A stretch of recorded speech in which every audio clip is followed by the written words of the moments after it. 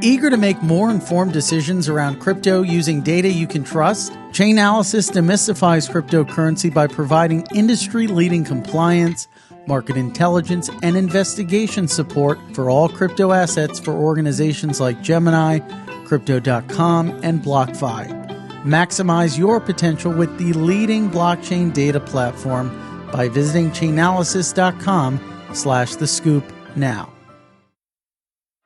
This episode is brought to you by IWC. IWC Schaffhausen is a Swiss luxury watch manufacturer based in Schaffhausen, Switzerland. Known for its unique engineering approach to watchmaking, IWC combines the best of human craftsmanship and creativity with cutting-edge technology and processes. Discover the full collection at IWC.com or download the IWC app to experience a virtual try-on now. All opinions expressed by hosts and podcast guests are solely their own opinions and not necessarily those of the blocks. Podcast guests may have taken positions in the assets or other matters discussed in this podcast. This podcast is for informational purposes only and should not be relied upon as a basis for investment decisions. For full terms, visit theblockcrypto.com/terms-service.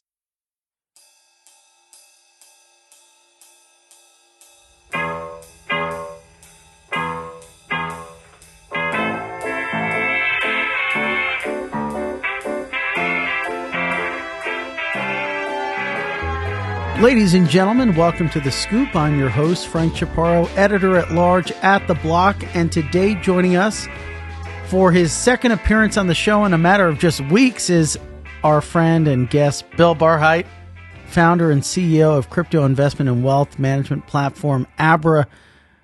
You know Bill because he was on the show literally a few days ago, but he crawled into my DMs, so to speak, and he said, Frank, we got to unpack the Three Arrows situation together. And I think the reason why it was top of mind for you to talk to me about it was because we kind of explored this question of how did the yields exist? How did all of these retail platforms, how were they able to sort of work with these, we thought it was multiple firms, but at the end of the day, it was this core counterparty we found out. But how did it all work? And I was kind of pressing you on some of this stuff. And now you're ready to kind of at least share from your vantage point, from your seat, operating one of the more important companies in this sort of retail market. Props to you for being afloat right now. I mean, everyone has gotten hit, and there's a number. If you're not facing bankruptcy right now, you still haven't opened up your withdrawals. I haven't seen anything of that sort out of Abra, but I've never gotten so many messages congratulating me on surviving. I think I did, the first time I did Tough Mudder for 12 hours, I got a bunch of those messages. I don't know if you know what that is, like an endurance race. Yeah. But since then, I haven't gotten as many survival congratulatory messages as I've seen in the last month. So how is business?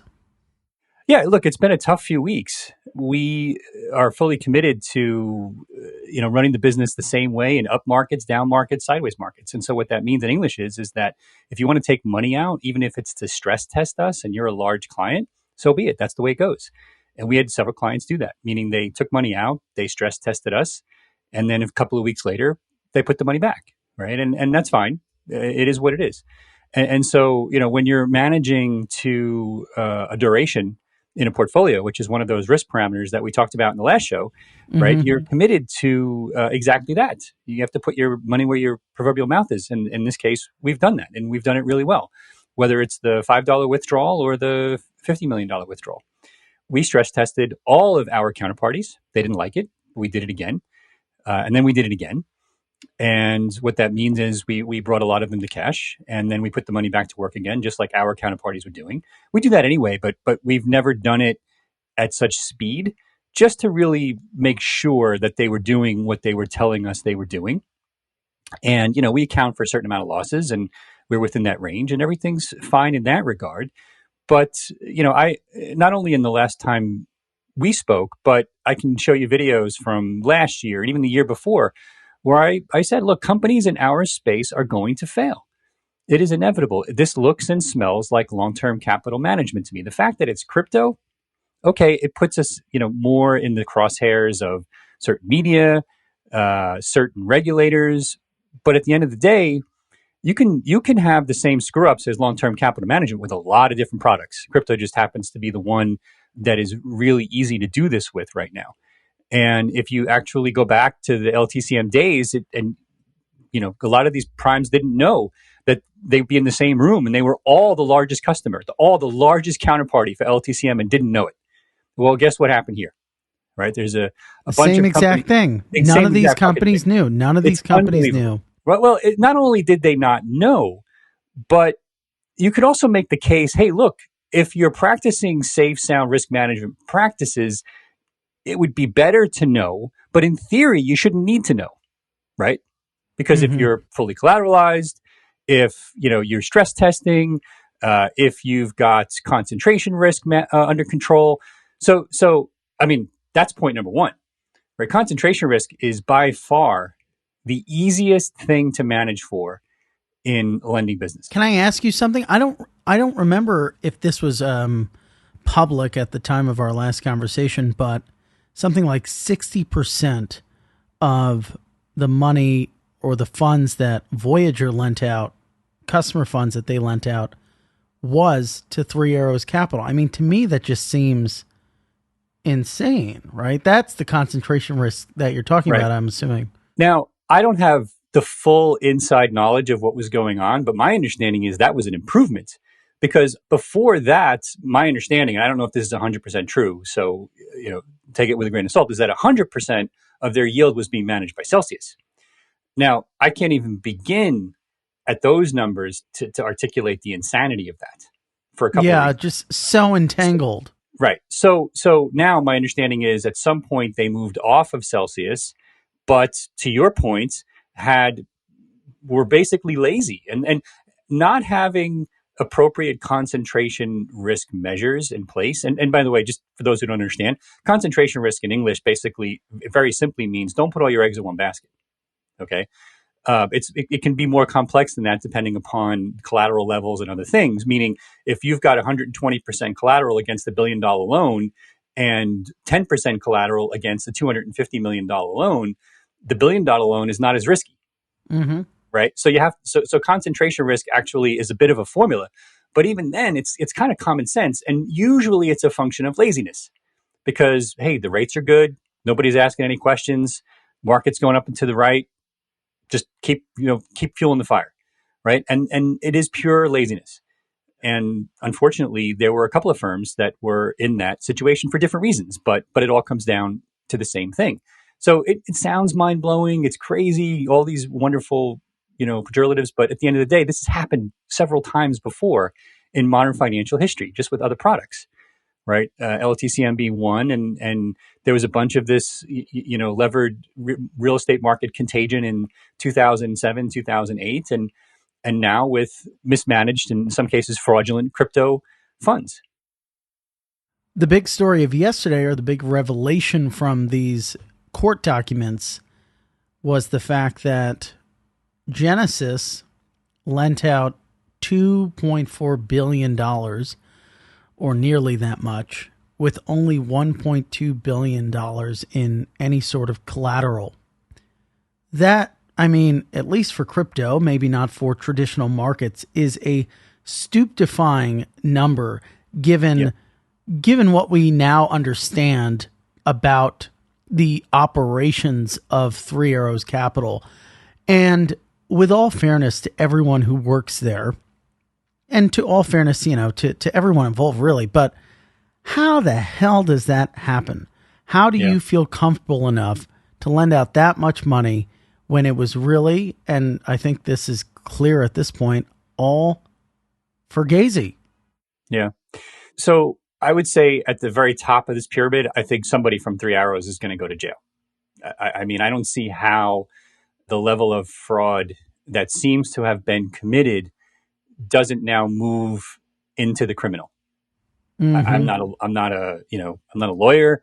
I have no experience with that, but it just seems obvious to me that this is criminal.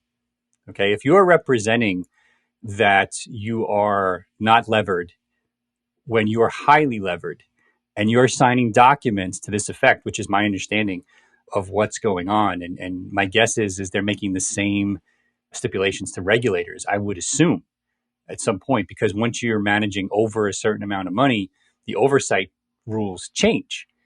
And so I would assume that somewhere someone is asking the same questions, not just the counterparties, that the levels of fraud that will probably be uncovered in the coming weeks and months are probably like Madoff-esque in scope and size. Mm-hmm. I would find it difficult to believe, based on what we're both reading right now, and the fact that, we're hearing about all these personal assets that shouldn't have been affordable to those individuals under the circumstances, that this is not the case. Okay, so let's put that aside, and let's assume that's, I'm going to assume that's true because I believe it is. Yeah. I think that you have to dig in each individual lender's case as to why they were willing to go with, higher LTV loans than what you might normally do, under normal risk management practices, right? I don't know what percentage of the lending book that was versus their accounts for losses versus the duration of those positions versus the history of repayments. On the surface, what you said makes perfect sense to me. But I also know some of the people that are making those decisions, and they've always come across as very smart, very risk aware. So, but again, you go back to long-term capital management days, and I could probably make the same statement. I mean, this is more of a philosophical question than it is a crypto market participant question, or more of a criminal justice theory question, how people get away with something like this. But in terms of business engagement, what was it, do you think, that these two were able to do that convinced them that they were the smartest, or convinced their counterparties that they were the smartest people in the room? Well, I don't know that they were ever convinced of that. I think what my take is that things got out of hand once they first of all, you had the anchor Luna depeg, okay? Yeah. And they had significant exposure there. My understanding is hundreds of millions in losses. Okay. Now, how do you explain that away? Is my fund solvent? Is my fund insolvent? Am I asking you to throw good money after bad to plug my holes? Am I disclosing that? Nothing wrong with asking somebody to make you whole in an investment if you've suffered losses. It happens all the time. The question is, are you telling the investors that that's what they're doing when they put more money in? Or are you telling them that everything is great, the losses were accounted for separately somehow, which is clearly not the case here, right? Then they ended up levering themselves even more as a result. It's still unfolding, but my understanding is hundreds of millions in Ethereum were levered against to take USDC and USDT out at a pretty high LTV ratio in a market that was tanking, right, which is problematic, right? And then you basically had now illiquid tokens, right? And so anyway, they were unable to add collateral to pay off the debt. This kind of creates a positive feedback loop, which can bring down an entire market, because basically it's musical chairs. As you know, the music keeps playing, people are switching chairs, everything's fine. And then the positive feedback loop kicks in when everybody's excessively levered, which is what Three Arrows was doing here, right? And at the end of the day, when the music stopped and everything started to unwind, it happened unbelievably quickly. And the proverbial tide went out very fast. So I think that we're still going to learn more. We're starting to get a sense for why the staked ETH depegged a little bit, and who was responsible, for example. And all of this was kind of happening at the same time. And the forensics out there in the cryptoverse are quickly figuring this out. But it's pretty clear at the highest level that they were basically taking good money fraudulently, throwing it after bad to plug holes without representing that that's what they were doing. So did you have any exposure to these two guys? Yeah, so we had very small exposure, like, a couple of million. which we wrote off, but it's well underneath our threshold for what we would account for. And the collateral was sold almost immediately, the first sign of any sense of smell of, anything bad. Same thing with Anchor. We were testing Anchor.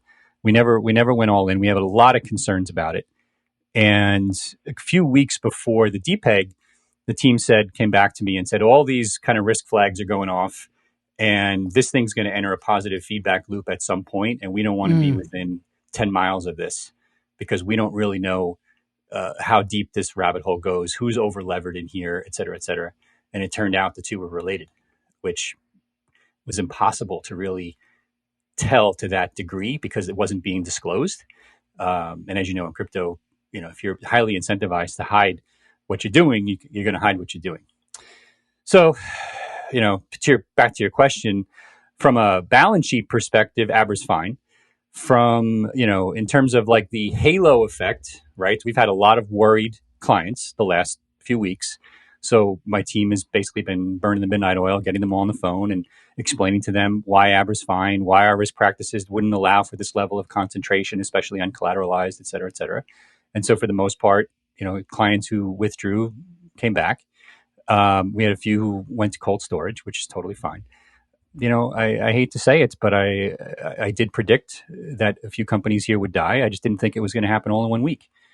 And I felt that long term, these risk practices, and we're not the only one that in the space that I think has reasonable risk practices, but I think it's going to basically look and be graded just like a bank's lending practices would at scale. And that's where this is headed. And that's exactly where it should be headed. Now, we can get into DeFi versus CeFi and the roles that they play, but I think this is really headed towards looking more and more like a banking space. In hindsight, were there any red flags about Three Arrows, at least in your engagement with the firm as a counterparty? Yeah. There are a couple of firms, including at least one that's now defunct, that we always ask our counterparties if they have exposure to. And in many cases, it's a deal breaker for us, depending on who the counterparty is. I mean, if it's a huge, Wall Street bank, we'll question why. But if it was me, why not? If it was you, run them over and then run them over again. No, it's one of those. It's in the risk parameters, okay, and it's all an equation. But it does come up. So when it comes up, it's in the context of everything else. And there's certain counterparties where we've said, hey, look, if you have exposure to these guys, it's a non-starter for us. Three Arrows. Well, no, they're counterparties. They're counterparties. Right. Meaning, are you exposed to Celsius, for example? Got it. Right. And in certain counterparties, if they had said yes, we wouldn't have gotten in there. Now, the thing about Three Arrows was, it's very difficult to take the company that has like the best polish and then take all the risk parameters that we would ask. Onboarding for us takes weeks. Not, not if you're a consumer, you get the app, you apply for a loan, it's 15% LTV, you got your cash in an hour. Okay. But if you're applying for to be an institutional counterparty, usually it's 4 to 6 weeks. If it's a bigger counterparty, ironically, it could actually go faster. But for especially the smaller ones where there's going to be more collateral, it's usually a few weeks. And then we'll dig more into use of funds and existing leverage. Is there the level of rehypothecation? And we'll actually ask them to attest to that. It's very hard to test for, but you can get clues from the balance sheet, but we'll test for it if we can. And we'll certainly ask them to attest to it. And in their case, we did. And my understanding is they lied. So is this attestation, this has been making the rounds on Twitter. I tweeted it out. A few other people did too, I think. And it was in the, this is a 1,000-page long document. There was one exhibit. Is this part of the BVI filing that you're talking about? I haven't seen the whole thing yet. Yeah, the BVI filing. There's one exhibit where it's like, I imagine, this was fired off to some counterparty where they were just trying to confirm maybe for them to, maybe they needed an extension or something. I don't know exactly what this pertained to, but it was Kyle Davies and he's like, here's our NAV. It's in millions, 2.5 billion dollars, signed Kyle Davies. Was and this that was like it. a Telegram thing, or No, was this it? was just like a document. I see. We wouldn't take that. I mean, we would ask for the standard format in which you report your quarterly numbers to everyone, or monthly, depending upon what the deal is. Certain counterparties we demand monthly. There's a few times where it's been weekly, monthly, quarterly, whatever it is, and it's in the same format that you would report to whoever it is you're reporting to. And we're getting samples of those before you're onboarded anyway, so we already have expectations as to what they would look like. Now, again, risk, there's a whole bunch of things you can test for to basically create inconsistencies, right? Like a lawyer in a jury trial. And, I'm not going to give you all the secrets, but these guys are good. Okay. And so, what do you think they did the best in terms of their trickery? I think, unfortunately, they genuinely believed that the market was going to go up post anchor and that they were going to be able to make up for the losses, which is a standard young error on funds that get too big too quickly, who don't take the pain that they deserve to take. Mm-hmm. And, I remember reading Principles when Dalio talked about his first fund that basically went bust. And he took the pain. He lived to fight another day. And they weren't willing to take the pain. So, because everybody wanted to believe around them, especially those who were in hundreds of millions of dollars, that, look, if you're Voyager, part of your business is predicated on believing that crypto is going up and to the right. Okay. So that's somewhat at odds with sound risk management practices in lending, which dictate concentration risk and exposure to another fund, who also is basically making assumptions that everything will be fine based upon crypto going back up and to the right again. When you combine those two, right, it's a recipe for disaster, because you basically, like I said, you want to believe what you're being spoon-fed. And I think that's what happened, is everybody wanted to believe because it was easier. Again, concentration risk, I keep saying this, it really is laziness at the end of the day, right? So you can make all those mistakes and still be alive because you haven't put 60% of your fund or 60% of your lending book in one fraudulently managed fund, right? If you had 2% in there or 1% in there, we wouldn't be having this discussion, right? Or the nature of the discussion would be different. Those guys might still be on the run, but Voyager might be alive, for example. I think one element of whether or not certain companies are alive or not, there's circumstances outside of your control, like Three Arrows. I mean, there's some degree of concentration risk and counterparty risk that you could have done to avoid that. But at the end of the day, everyone lent to them. It's hard to kind of like poo-poo people for that, sure, because it's like everyone's done it. But how do you keep customers from completely running for the exit? Because to a degree, it's a self-fulfilling prophecy. And Celsius mentioned this in their bankruptcy statement, which was FUD in Twitter and in the media made customers more nervous, which kind of perpetuated the withdrawals, which perpetuated our circumstance. Fine. That's fine. I mean, look, I think that's fair, but I was in the middle of this. I had way more. Every month since we launched Earn, we've had more deposits than withdrawals, except for last month. But then how do you mitigate that? Do you call them up? You can't do anything. You don't. So what you tell them is, we're going to do exactly what we told you we were going to do, because the duration model for our Earn program doesn't allow for a run on the bank. It doesn't. And Celsius, to my understanding, lied about that, because when the run happened, or when the withdrawals happened, it created a run because they had a duration mismatch. Right? So that's my point. So explain that to like people who are maybe like don't understand that. If you allow people, right, and I think Abra, BlockFi, Celsius all did this differently. So Abra gives you real-time access to your funds, and the terms of service say withdrawals processed up to 7 days. I don't know of a withdrawal that's ever taken like more than 2 or 3, and usually those are like millions. Okay, if you're withdrawing $10,000, you're going to have it in hours or the next day, almost every time. All right. But if you look at the blended duration of the lending portfolio that is used to generate that yield, if it's significantly more than what the maximum in the terms of service allows for, you have a problem. Now, you're leaving money on the table, which is why people do it, meaning the longer blended duration model you have, the more money you're making, because longer form term loans generally make more money. Okay? So the question is, well, why would people be willing to create a lending portfolio that is a higher duration than the number of days that you have access to your funds for? Because you make more money, right? So we've been willing to leave money on the table since the get-go to have a duration model, which is more in sync with the withdrawal terms of the model, because we're not a bank, at least not yet, which means there's no fractional reserve lending, right? Which means there's no backstop.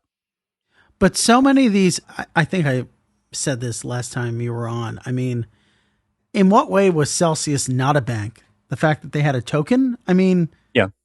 So we talked about this. I looked at this every which way. We delayed the launch of Earn for over a year, right? Because we looked at this and we said there's only two ways to pay yield that I'm aware of.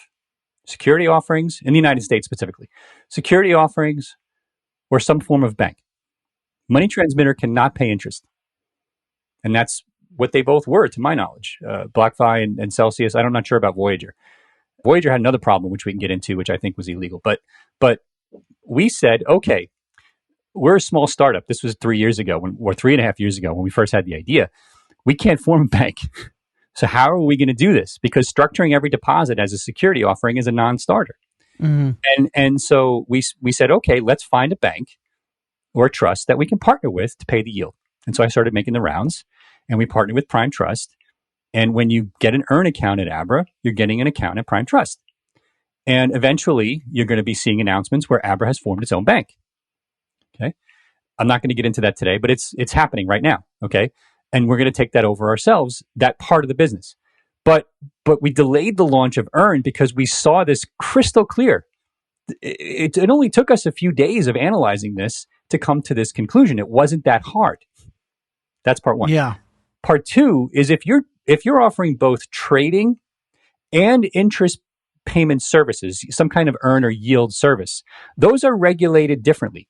Trading accounts generally require 100% reserves, right? Like meaning, an exchange account or, some type of wallet trading service. You need to have at least 100% in crypto versus the sum total balance of all of the accounts that you're managing. Okay. Now, that means by definition, if you're paying yield on trading accounts, there's something very wrong, which is exactly what Voyager was doing. Okay. Now, we tried to explain this to a few parties, and they didn't listen to us. They said because they were already convinced that they had an issue with them. And in my opinion, this was a bigger issue, right? Because you're basically violating money transmitter laws if you're hypothecating funds out of a trading account, unbeknownst to the individual consumer who has rights. So all of these things are happening at the same time. And we took a step back at the very beginning. We said, this is not that hard to understand. It's just really hard to implement correctly. So we said, okay, this could easily take 12 to 18 months, but I don't think that we have a choice, even if others are gaining market share at our expense in the meantime, which is what happened. The other element is a lot of misrepresentation to the customer, like with the FDIC insurance that was kind of promised to customers at Voyager. Yeah. I mean, the tweets are fairly egregious. Like, it's basically like your USDC is FDIC insured. We dug into this because we have a lot of clients who would use us and Voyager. And they said, can you explain this to me? And I said, well, it's not our account, but we'll take a look. And we did. And we said, oh my God, they're basically twisting the message on deposits that haven't been converted to stables yet to make it sound like the entire account is FDIC insured. I mean, unethical at best, fraudulent at worst. And, in the big picture, I don't know if it matters now, but it is something that I promise you the FDIC is going to look at because they don't take kindly to abuse of their turf, I'm sure. No, definitely not. Are you eager to make more informed decisions around crypto using data you can trust? Chainalysis is here to help. Chainalysis demystifies cryptocurrency by providing industry-leading compliance, market intelligence, and investigation support for all crypto assets for organizations like Gemini, Crypto.com, and BlockFi. Gain unparalleled visibility and maximize your potential with the leading blockchain data platform by visiting chainalysis.com/thescoop now. This episode is brought to you by IWC. IWC Schaffhausen is known for continually innovating within the world of Swiss watchmaking. A pioneer in the use of titanium and ceramics, IWC today specializes in highly engineered watch cases manufactured from advanced materials such as colored ceramics, ceratanium, and titanium aluminide. This year's collection includes colored ceramic pieces in Lake Tahoe white and woodland green. Discover the new collection at IWC.com or download the IWC app to experience a virtual try-on now. So how do you see all of this kind of stabilizing? Have we, as people on Twitter put it to me, are you done hearing things, Frank? Are you done? I think you're going to hear a lot more details vis-a-vis this contagion that happened. I think the worst is over. Look, long-term capital didn't bring down the banks. And I don't think 3 Arrows is going to bring down the CeFi world. I do think that DeFi has a bigger role to play as rails within CeFi, which I'm sure you'll want to talk about because we've already spoken a little about this, you and I. But I think that the worst is over, at least in terms of the contagion. In terms of trust in the markets from people who are looking for a custodial partner, a trading partner, where do I earn yield? Who do I borrow against? We have a lot of work to do collectively. I feel like Abra's in a decent position there, but this industry as a whole has a lot of work to do. Now, to me, it definitely is a really interesting opening for this DeFi discussion. So DeFi has a role to play. We generate yield via DeFi. It's been excellent for us. It's extremely complex to do right, which is part of my problem with the debate, right? It's like saying, if you know how a bank makes money, you can make a lot of money. Well, yeah, okay. You could go form a bank yourself. Frank can form a bank and do everything a bank does to make money, and you'd make all the money. Bill, I think your point, the point that you're going to make, and I think it's astute, is if you were to rewind the clock like 6 months ago and ask the average person, do I trust Abra or BlockFi or whomever to park funds in some weird esoteric smart contract that is nameless or with these two billionaires, most folks would have opted for the latter rather than the former. And I think the point you're making is, you're probably maybe better off parking it in a yield generating DeFi protocol than in ascertaining yield through centralized entities. Although, to be fair, Anchor is the counter argument to that. Yeah, that's not really my point. So I see it a little bit differently, and Anchor being a key part of that argument, right? I mean, I can give you a list of losses in DeFi over the past few months: Ronin, Poly, Wormhole, Beanstalk, Vulcan. Sure, I mean, totally. You've reported on all of these, so you know the billions in losses that have been generated in DeFi, rivaling the losses that have been generated in CeFi. But I think because of how our risk processes work in DeFi, specific to DeFi now, let's leave lending aside for a second, right? We've built up a risk management team in DeFi, which is part of the reason we got out of Anchor, the test. We had a couple of million in Anchor. We got out of it, okay? And with no losses, right? If you're understanding smart contract risk, governance risk, economic risk, operational risk, trading risk is specific to DeFi. And I think that there's a role for CeFi firms to play to leverage DeFi rails to generate yield, implement new lending systems, but leverage the transparency of those solutions in a way that is harder for CeFi in a self-contained model to compete with. That's interesting and exciting to me, right? And I think that's a big part of our future. I don't think it's going to be a question of CeFi versus DeFi. I think the average consumer and the average investor cannot use DeFi rails. Mm-hmm. And I don't want to hear about how, oh yeah, there's billions of dollars. It's a drop in the bucket. The average person who uses MetaMask loses money. Period. Whether it's for NFTs or DeFi, all our research shows the amount of money being lost by people using MetaMask is over the top insane. Okay, so now we have a problem. People are losing money in CeFi, people are losing money in DeFi, right? You're losing 10% of your money a year, at least, if you do nothing. So what do you do?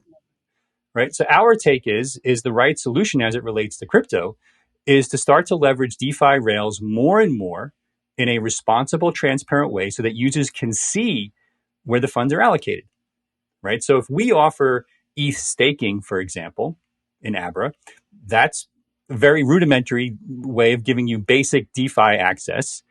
If I was to give you access to Aave or Compound transactions, that's a very rudimentary way of giving you DeFi access without exposing you to what we call the MetaMask madness, but with a consumer-friendly experience that is, explaining to you the fact that you're now taking on risks yourself, as opposed to the lending model where you're relying on us to make certain decisions. And people should understand the difference, right? So I think that there's a big role for CeFi players to play here going forward. Rob from Compound is coming on Money Talks this week, and we're going to get into it because I know he's been railing against CeFi players on this. And look, some of it is deserved. I don't completely agree with this perspective, which just is kind of like holistic. Go direct. Just go direct. It's nonsense because okay, if you have a PhD in MetaMask, fine, but who does? Surely not me.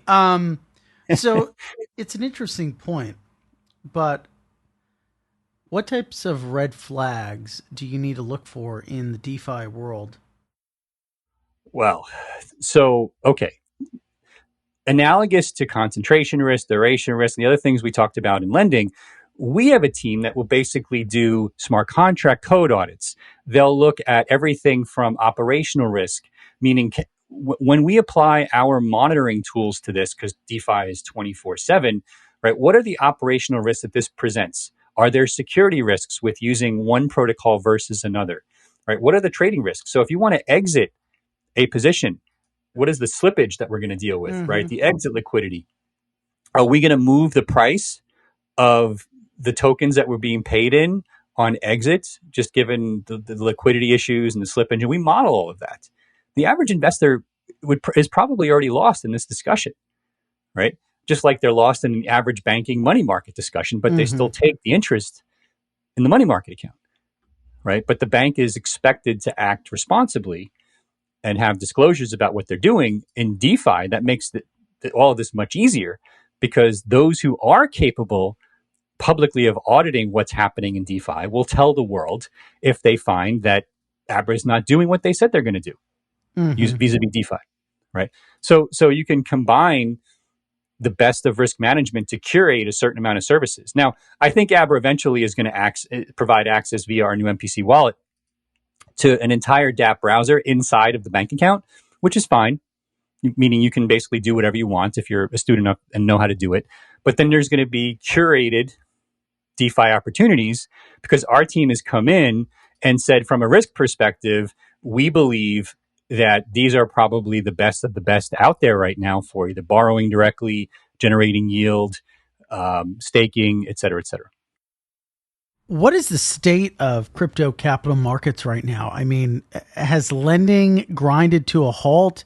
Are there borrowers out there still looking for money? It seems like, honestly, given all of the headlines, prices seem to be handling the pressure okay, but the leverage has been completely sucked out. What does that look like behind the scenes? Are there any, are all the borrowers and lenders, are they gone? Are they sitting on their hands and twiddling their thumbs? No. Or one or the other. Right. The implication of your question is correct insofar that, there's a lot of demand that isn't being met. The vast majority of the leverage that we see in the system is gone. And, I don't know how that's going to evolve, but what I can tell you is that the deals that we're getting, the stupid deals that were getting done before are not getting done right now. And that's good. Yeah, right? that's good. So we'll see how this evolves, but I think that's why I think DeFi is really interesting here. Because if CeFi evolves to basically do what DeFi is already doing from a technology perspective, then it behooves us to migrate more and more to those rails because it makes the transparency and implementation easier, right? So, but we're not there yet. Meaning, there's lots of negotiated term loans and things that are too complex yet, so far, at least for DeFi. That'll change over time. There's certain types of structured products on the institutional side that are probably too complex or not liquid enough in the DeFi world yet. That will change over time. And so we're still riding both the rails of both worlds, but I certainly see more and more applications for DeFi in my world. But to your point or to your question, yes, there's big demand. Rates are, in some cases, have gone up, and many deals aren't getting done because of the mismatch between the bid and the ask on a lot of these loans, which were probably 5-minute discussions 90 days ago. Well, here's the thing. You can't ghost a smart contract. Sure. And I think that's the bottom line there. No. Wait, stop. That's not the bottom line. Because if you've had a rug pull, if there's a security breach, if the exit fees and the liquidity on the token are low, there are a whole bunch of issues that I'm sorry that the DeFi world, your bankless brethren, are not addressing. And it's bullshit. Let's call it what it is. So I think there is a degree of bullshit in the juxtaposition that's been made between how, Celsius had to pay down those DeFi loans before they did any of their CeFi loans. It's like, sure, they didn't have to do that. It just made sense to do it, right? Yeah, exactly. The alternative is you get screwed twice. Exactly. And that point that you're making, I completely agree with. I mean, the beauty of, hey, there's no discussion. And this is automated in our lending system, but it's not a smart contract for retail, right? If you've got a 25% LTV loan and you're underwater and you don't add collateral, you're liquidated. There's no discussion. But that's automated in our servers. This is automated in a way that you can see on a smart contract and you can't stop. If I basically said to my team, stop it, they could actually stop it. And you know that. But with, like you said, with DeFi, you can't. That is one huge benefit, of DeFi. But that's not the whole story. And I think it's a disservice to the entire kind of ecosystem of building out crypto banking via CeFi or DeFi to not lay it all out there. Well, there's a lot. I mean, we're going to continue to see what comes out of this. It's certainly been very entertaining for me, has kept me going. Is there anything else in this whole saga? Anything else you're thinking about, or maybe you think people aren't talking about enough? Everything is getting over-analyzed, over-discussed, and that's totally fine. Yeah.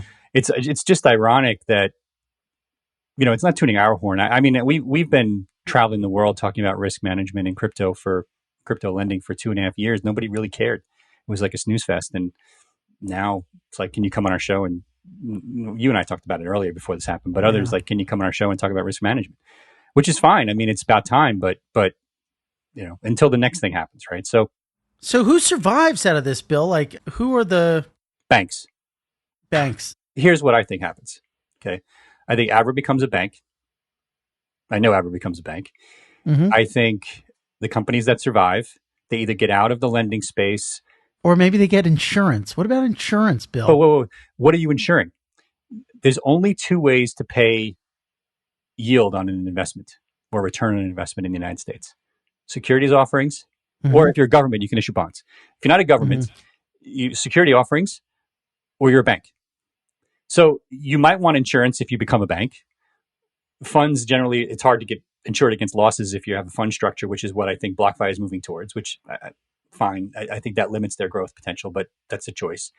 So I think at scale, there's going to be, the way there's thousands of banks, because of the economies of scale of the internet and crypto, there's going to be less than 20 crypto banks that matter at big scale, whether they're set up as trusts or e-money companies or full-on banks or SPDIs or some combination of those. Time will tell. Those are the players that will have a crypto-centric model that this contagion evolves to in a way that can gain back trust. Mm-hmm. Because I don't see any other way for an informed consumer right now to get their trust back other than to say, we are a fully regulated bank and the doors are open for business. That's it. I don't see any other way.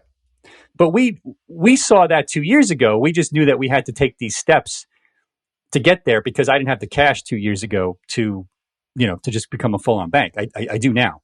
And I'm not just talking for Abra. I think that's where we go from here. And some of the smaller players won't be able to make that transition. It's literally been on my mind. I can't think of, when I personally think about parking money onto some of these different platforms, I never felt comfortable with it. I never felt comfortable with Celsius and Nexo. I mean, I don't know what they're doing. And now we've discovered through the Celsius situation that the clients aren't even going to be considered creditors as far as I'm aware, based off some of the reporting that I've seen. And so I totally agree with you, not sure who the winner is going to be, but certainly there needs to be something. There needs to be some degree of certainty that something like this can't happen again. And I don't see how anyone comes out of the woods who's been impacted on the retail side that paused withdrawals. And even those who have kind of been, hit with negative headlines, like, credit to BlockFi for not being bankrupt, right? Sure. But I don't know how you can trust any of these firms with your money unless the rate's high enough. If it's 25%, 20%. Sure. Yeah, sure. We have no problem with that perspective because we think, look, trust is something that should be earned, pardon the pun. And we get the spectrum here of, and the irony is not lost on us, of taking, a trustless system like Bitcoin, a theoretically trustless smart contract system like Ethereum, and saying, okay, we're going to use those rails to build the next generation of trusted solutions for banking. The irony of this is not lost on me. Okay. Been at this for a long time. But what I'm saying is that I think in that spectrum, the vast majority of the public is not in a position to become their own bank. I'm sorry, but to all my Maxi friends, and we hang out, we go to conferences together, we go to the beach together, we just disagree on this. It's not, I did PKI when most people never heard of the term. I've been dealing with key management for 30 years. It is not going to happen for Joe Public. And so the question becomes, how do we best take advantage of decentralization in the banking system? So there is a role for regulation in that to help the consumer take advantage of it. But if you do it correctly, I can always take my stuff out. Meaning if Abra is run correctly, I have 24/7 access to my digital assets, whether it's the new NFT stuff or my Bitcoin or my getting stuff out of my yield product. I need to know that I have 24/7 way out. If that's the product, if I'm going to turn product, then so be it. But other than that, I need to be able to get out and become in my own bank, at least in the ledger sense. Yeah. Right. To some degree. Right. And at least know that the maxis that are out there saying, look, we don't think you should trust anyone, but at least they're regulated. At least they're doing attestations about their reserves. And at least they have withdrawals for 100% of the assets they manage. And so that's probably the best I'm ever going to get from the bankless maxis. But we'll get them after you. But they don't represent the public. They don't represent reality. They represent utopia. Yeah. Right. And yeah, so exactly. I want a realistic migration to taking advantage of decentralization and basically integrating a society that doesn't have to rely on an audited financials to know what's what, but still can rely on the user experience that Abra can bring while we're bringing this DeFi stuff to you. And that's super powerful. And we're not there yet. Right. And so that's why I think we have to become a bank. We have to be committed to these public disclosures. We have to be committed to me going on. It's a lot of work for me to get up at 6 a.m. every Friday, go on Money Talks, and spend two and a half hours answering the same questions over and over again. It's a lot of work, but there's no other way. So that's what it's going to take. Yeah. It's going to take a lot, but we'll see.